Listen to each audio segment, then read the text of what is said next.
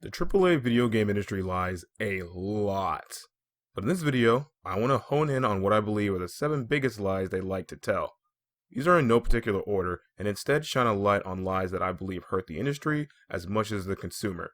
So without further ado,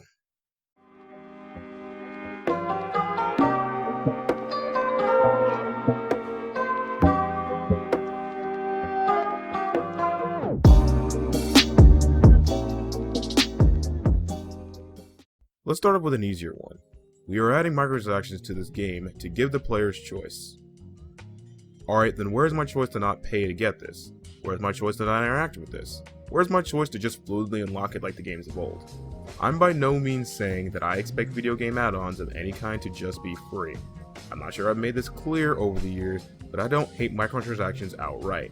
There are plenty of them that I'm okay with and understand that you can't expect people to just work for free. This is the real world, and just like how you wouldn't do your own career for free simply out of passion, the same can be said for the developers who work on this stuff, especially with constantly updating games. That said, I want this blatant lie or faked act that they're doing this for our sake to leave. I wasn't given a choice to have content come through the game. I wasn't given a choice to have the microtransactions thrown in my face, sometimes in the middle of gameplay. I wasn't given a choice to naturally unlock this content like it used to be. So no, you guys aren't doing this for the sake of player choice. You're doing this for the sake of your own wallet, which once again, you are well within your rights to do, but stop acting like we don't see through your lies. Lie 2. So this one is one we say more than any publisher or developer. Video games are too expensive to make, so we're putting microtransactions in to cover our bases. Now this is one of those lies that I don't believe the video game industry itself has said, or at least I can't find any hard proof, but I believe it's one we pushed on ourselves to make us believe it is true, a kind of illusion of truth kind of thing. Now, let's put ourselves in a scenario. Ready? You run a business, doesn't really matter what kind, anyone will do. You have a type of product that isn't pulling enough profit to be worthwhile. Do you A, keep throwing money at it, hoping for an eventual turnaround, or B, scrap it and find a new means of making profit? Of course there's far more that goes into it, but baseline, a business will not continue to support something that doesn't bring it profit. So why would the video game industry? Or are you implying that they are only making video games out of the kindness of their hearts? That these multi-millionaires at the top are just giving away their money to bring joy to people?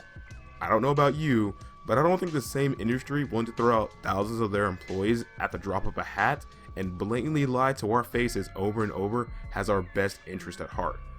But that's just me. On to lie 3, and this one annoys me the most. We put in these time saver microtransactions to alleviate the grind. This one irritates me twofold. 1, because it's these companies saying, yeah, we purposely made the grind no fun and hopes you buckle and pay to skip. And 2, there are people actually thanking them for doing this shit. They are trying to make you pay for a problem they themselves created.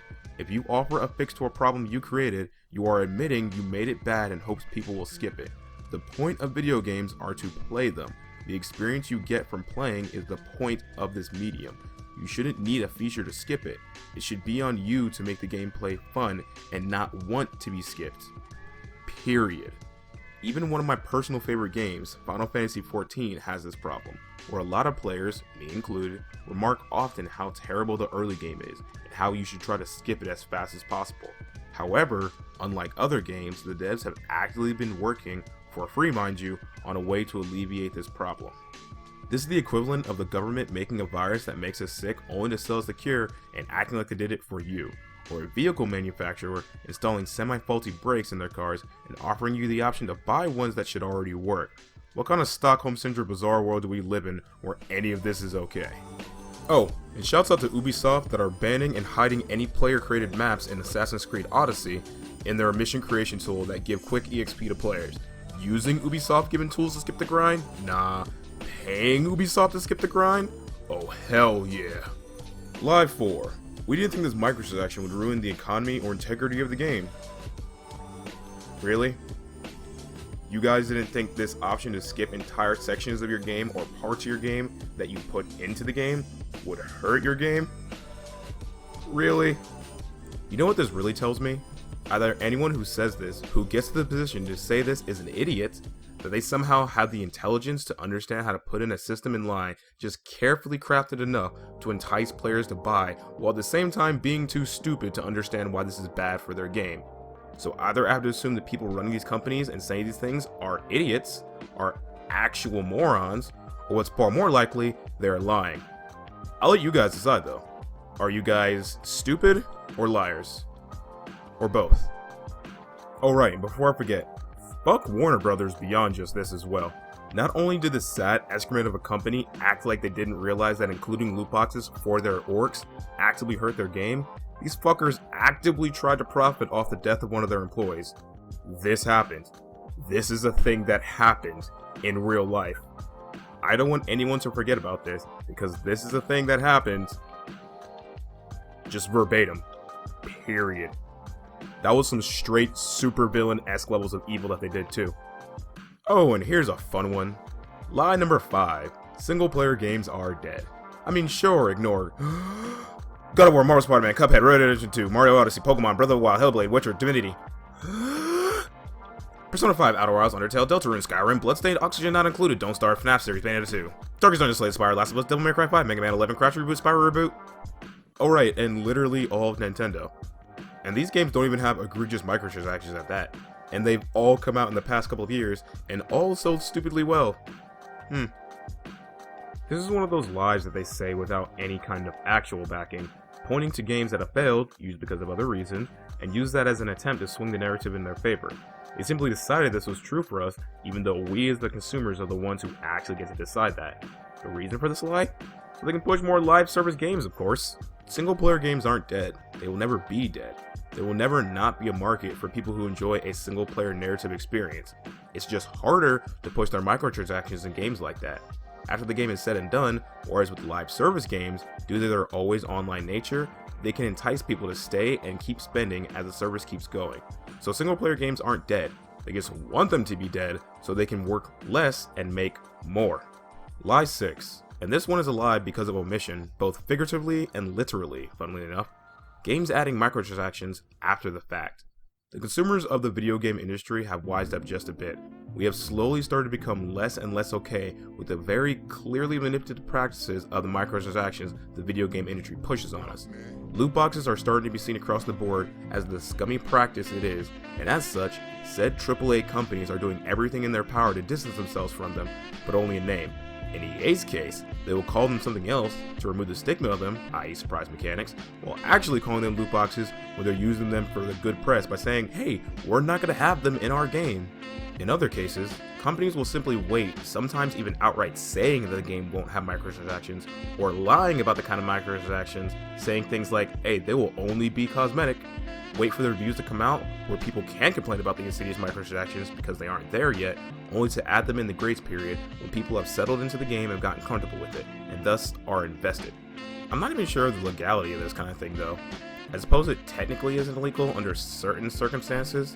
I'm not sure, but the fact that these publishers can sell physical copies without having the additional in-game purchases on the back of the box that parents have even started to get wary over, only to add in the microtransactions online anyway, seems kind of illegal. Is that false advertising? Someone with actual legal doctrine tell me, please. And finally, lie 7. And this more than any other kind makes me sad, and honestly, it's kind of our own fault. Anytime a company says, we are sorry, we will do better the next time, or any way companies like to spin that. Donkey has a pair of videos that perfectly showcase this concept. They're saying all the DLC is gonna be free. They're definitely making steps in the right direction. But this is EA, okay? They'll find some way to fuck it up. They found a way to fuck it up. Year after year, we are told the same lies, the same half-truths, the same regurgitated, unregulated BS, and year after year, we as a population eat this shit up. There is no way these games and these companies continue to be bestsellers year after year, bought only on the backs of uninformed parents getting gifts for their kids. There will always be a section of gamers who see the abhorrent nature of these games and still buy them, and even go farther into buying into their greed. So why would they do better? What's in it for them? They've made it all too clear that they clearly care more about money than morals. So how can you be surprised time and time again this behavior continues? Gamers, we have to rise up, man. I know that concept is a meme, but we really do.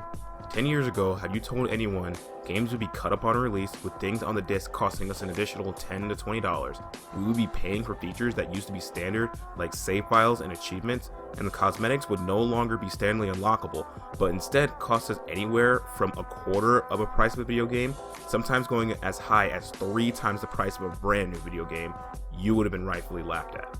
But the times have changed, and we've allowed them to.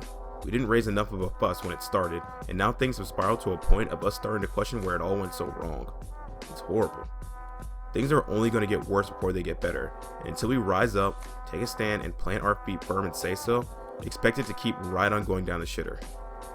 I just want to be treated like a customer, not an idiot. I don't think that's too unreasonable, right?